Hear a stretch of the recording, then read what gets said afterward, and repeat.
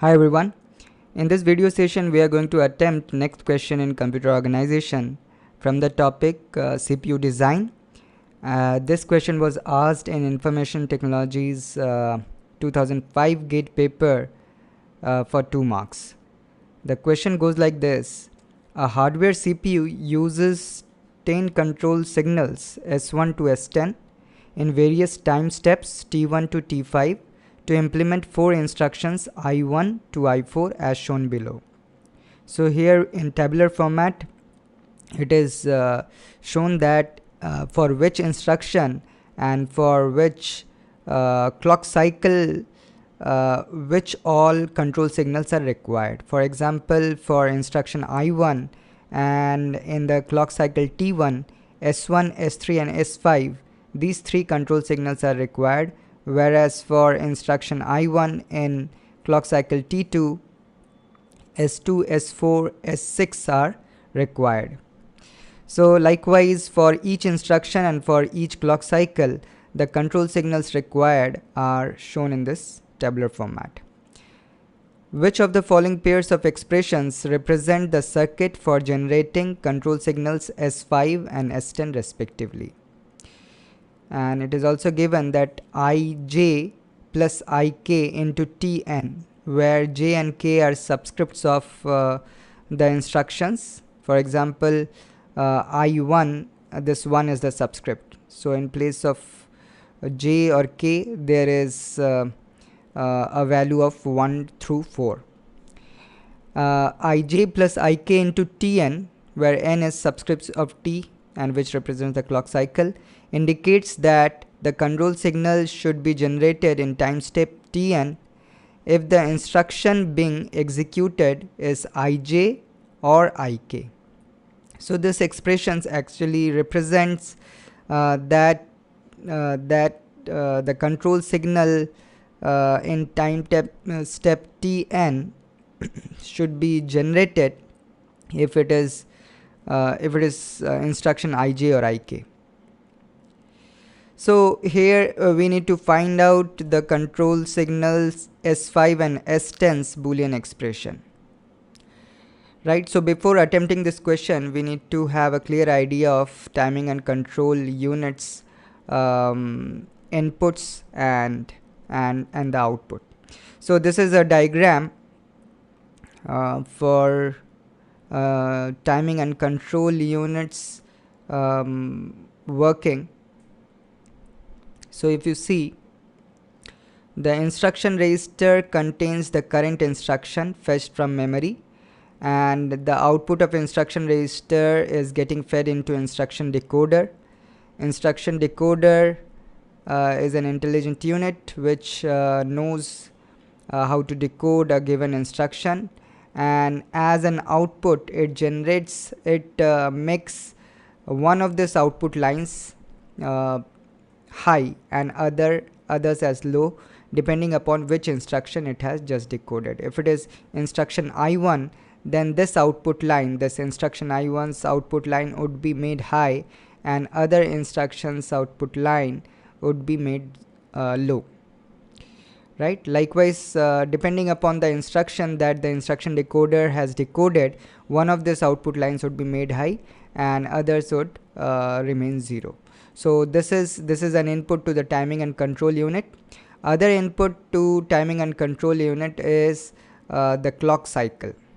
So here we have a hardware part which is counter, which counts from say 0 through 4. That means for this particular problem there are 5 clock cycles, so this counter would be a mod 5 counter. That means it would count from 0 to 4, and this decoder would depending upon the input from the counter would make one of this 5 output lines as high and others would remain 0.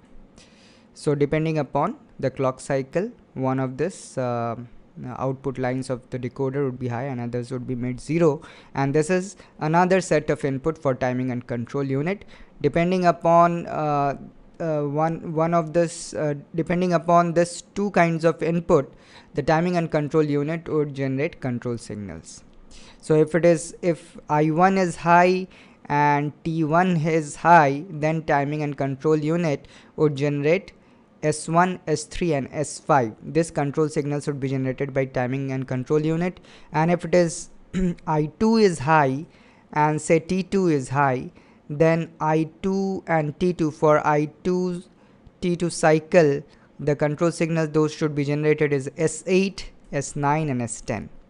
So this is what the timing and control unit would take as input to generate corresponding control signals. So after this diagram is clear to you, now let us calculate the Boolean expression for the control signals S5 and S10. So it is quite straightforward now. So if you see the tabular data here, and we need to find out where are the occurrences of S5. So here if you see S5 occurs in first column, that is T1's column, for each of the instruction. That means for each instruction in T1 cycle, S5 has to be generated. So let us write down the Boolean expression. S5 is equals to, so for each of the instructions in T1, the S5 has to be generated. That means S5 control signal should be high. Now in this Boolean expression, these inputs I2, I3, I2, I3, I4, T1, T2, T3, T4 and T5, these are all Boolean values that would take either a low value or a high value.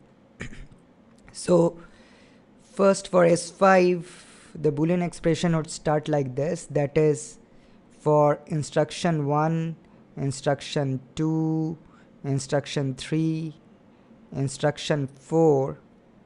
For all of these instructions in T1, the control signal S5 should be high in T1. Now let us find out where all other places S5 is occurring. So S5 is nowhere in the second column. Yes, S5 is here in the third column. Third column second row and third column fourth row. So to it we would add, so for I2 and I4, when it is clock cycle T3, S5 has to be high. So for I2 and I4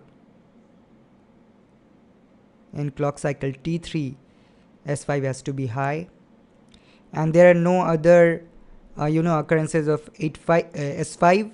So this is it. So this is the Boolean expression for S5. Now there is a avenue where we can reduce this Boolean expression. So see here, I1 plus I2 plus I3 plus I4, as there are only 4 instructions in the instruction set that is given in the question. So at any given point of time, one of these instructions would definitely be high. Exactly one of these instructions would definitely be high, and other Boolean values would be 0, right? So for that reason, I1 plus I2 plus I3 plus I4 would always be equals to 1, right?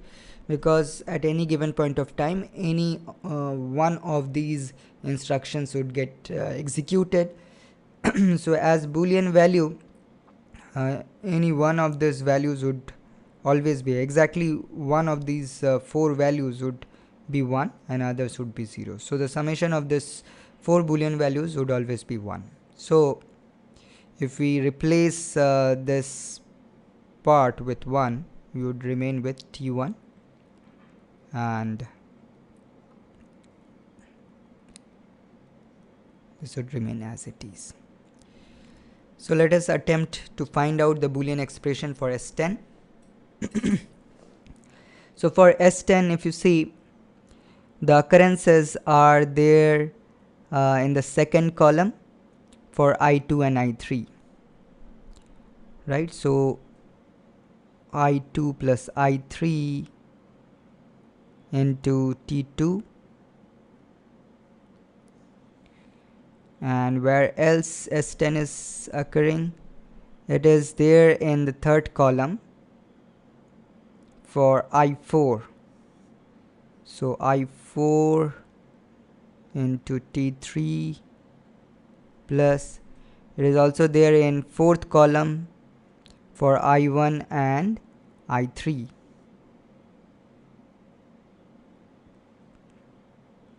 I1 and I3 in clock cycle 4, and it is also present in fifth column for I2 and I4. I2 plus I4 into T5. So this is the Boolean expression for S10. Now let us match the options with whatever we have found out. So if you see the option D, it has got T1 plus I2 plus I4 into T3. So S5's result matches. Now for S10, it is I2 plus I3 into T2 plus I4 into T3 plus I1 plus I3 into T4. So I2 plus I4 into T5. It matches the result that we have got. So option D is the correct answer. So hope you have understood the logic of finding the Boolean expression for control signals generated by timing and control unit. Thanks for watching. Bye.